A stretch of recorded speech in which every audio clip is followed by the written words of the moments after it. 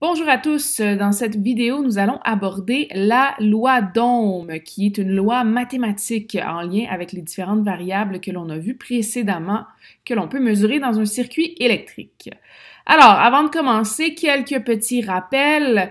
Donc, nous avons vu précédemment que le I majuscule était la lettre associée à l'intensité du courant électrique et que ceci se mesurait grâce à des ampères. L'intensité du courant électrique, je vous le rappelle, c'est le nombre de charges électriques qui se déplacent dans un circuit par unité de temps. On a aussi vu précédemment la lettre U qui était associée à la tension électrique. Un autre synonyme de ça, c'est différence de potentiel. Et ça se mesure en volts. Je vous rappelle que la tension électrique, c'est associé à l'énergie que possèdent les charges électriques qui se déplacent dans un circuit électrique. Et finalement, on a vu la lettre majuscule R associée à la résistance qui, elle, va se mesurer en ohms. Et la résistance, c'est en fait l'opposition rencontrée par les charges électriques lorsqu'elles circulent dans un circuit. Donc, il existe une loi mathématique qui nous permet de mettre en relation ces trois mesures-là, soit la mesure du U, du R et du I. Et la loi mathématique, elle s'appelle la loi d'Ohm.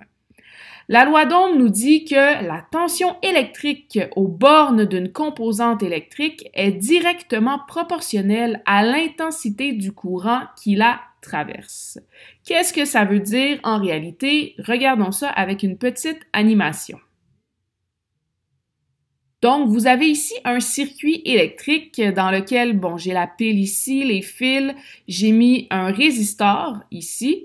À côté du résistor, j'ai placé un ampèremètre pour pouvoir mesurer le courant électrique qui sort, en fait, de la résistance. Et je vais mettre un voltmètre qui va mesurer la tension électrique aux bornes de la résistance. Donc là, on voit ici que j'ai une tension de 9 volts et un courant électrique de 0,9 ampères. Qu'est-ce qui se passe si je vais augmenter la tension électrique? Donc, je passe de 9 volts et tiens, je vais la doubler, je vais monter à 18 volts plutôt, pardonnez-moi. Donc, on voit que sur le voltmètre, j'ai 18 volts qui est affiché et je ne sais pas si vous avez remarqué, mais le courant électrique est passé de 0,9 ampères à 1,8 ampères. Donc, j'ai doublé la tension électrique et qu'est-ce que ça a eu comme conséquence? Ça l'a fait doubler mon courant électrique. Donc, c'est ce que la loi d'Ohm nous dit. Quand on fait augmenter le voltage, le courant électrique va augmenter également. Et le contraire est vrai aussi. Si je réduis le voltage, le courant électrique va être diminué lui aussi. C'est une relation mathématique qui est directement proportionnelle que l'on peut écrire de cette façon-là ici. Donc, R va être égal à U divisé par I. Donc, on peut l'écrire comme ça, ce que je viens de vous dire, R étant la résistance, U étant la tension aux bornes de l'appareil et I étant l'intensité du courant qui traverse l'appareil. Donc, la résistance de cet appareil-là est égale à la tension divisée par l'intensité du courant. Ça, c'est la façon de noter la loi d'Ohm. La loi d'Ohm, on l'appelle aussi affectueusement URI. Parce que si je fais une petite manipulation algébrique, si je vais isoler mon U dans ma formule en faisant fois I de chaque côté, la formule devient URI, comme ça ici. Donc, il s'agit vraiment de la même formule mathématique. Tout ce que j'ai fait, c'est une petite manipulation algébrique pour isoler le U à la place du R, et ça se transforme en formule URI. Et avec cette forme-là, on voit bien que si U augmente, I va augmenter en retour, etc., etc.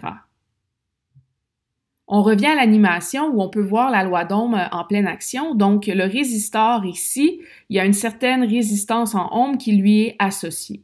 Donc, plus la résistance, elle est grande, plus les charges électriques vont avoir de la misère à passer à travers cette composante électrique-là. Et la valeur de la résistance, je peux la calculer en faisant le voltage divisé par l'intensité du courant. Donc, vous voyez ici, ma résistance présentement, elle a une valeur de 10 ohms. Si vous faites sur votre calculatrice 11,50 divisé par 1,15, ça va vous donner 10, qui est justement la valeur de la résistance.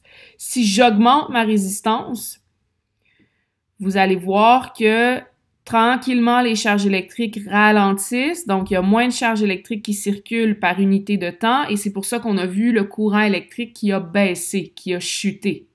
Donc, si vous faites encore une fois le calcul, la tension divisée par le courant, vous arriveriez à ce moment-là à une valeur de 30 ohms qui est la valeur de notre résistance ici.